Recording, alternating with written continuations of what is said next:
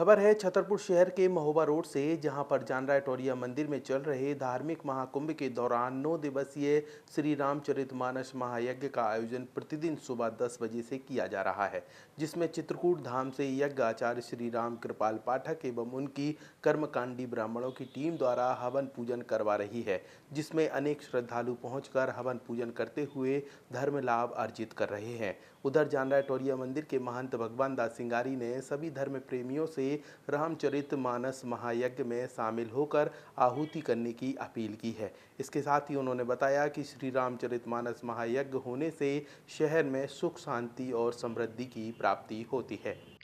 आपके बच्चों के सुनहरे भविष्य के लिए Vatsalya day boarding under aegis of doctor K memorial senior secondary public school Chhatarpur Madhya Pradesh affiliated to CBSE New Delhi आपके बच्चों को मिलेंगे आधुनिक शिक्षा के साथ भारतीय संस्कार, personality development, digital smart class, experience faculty, art, music, dance एवं yoga classes, well equipped levels and library. अब देर मत करें, बच्चों के भविष्य को बेहतर बनाने के लिए आज ही संपर्क करें। Doctor K memorial senior secondary public school, Saura road, Chhatarpur, Madhya Pradesh. एक बार विद्यालय कैंपस का विजिट अवश्य करें। इस यज्ञ का नाम है रामचरितमानस महायज्ञ और राम जी की कथा, राम जी के कीर्तन और राम जी के दर्शन के अनंत भक्त हैं श्री अनंत बलवंत हनुमंत लाल जी महाराज। अच्छा, 9 दिवसीय 9 की संख्या हमारे सनातन में सबसे बड़ी संख्या मानी जाती है। नवमी के ही दिन भगवान राम का प्रादुर्भाव हुआ था और नवमी के दिन ही अयोध्या में रामचरितमानस का प्रकाशन हुआ था। रामचरितमानस क्या है? राम जी के अंग हैं। 7 कांड 7 अंग हैं। बाल बनो प्रभु पाए अयोध्या कटिमन मोहे, उदर बनो आरंड हृदय किष्किंधा सोहे, सुंदर गीव मुखार बिंद लंका कही गायो, जामे आदि निशाचर कटक समायो, यही विधि उत्तर मस्तक मान हरि तुलसीदास जनु, आदि अंत लो जानिए रामायण राम तन। इसलिए रामायण और राम में कोई अंतर नहीं है और 9 दिन 9 रामायण के 9 पारायण होते हैं, इसलिए प्रत्येक दिन एक पारायण की रामचरितमानस के हर चौपाई पे यहाँ आहुति हो रही है। ये हनुमान जी को प्रिय है। और यज्ञ का फल क्या है? यज्ञ क्यों किया जाता है? अन्नादि भवति भूतानि पर्जन्नादि संभव, यज्ञाति भवति पर्जन्नौ, यज्ञ कर्म समुद्भव।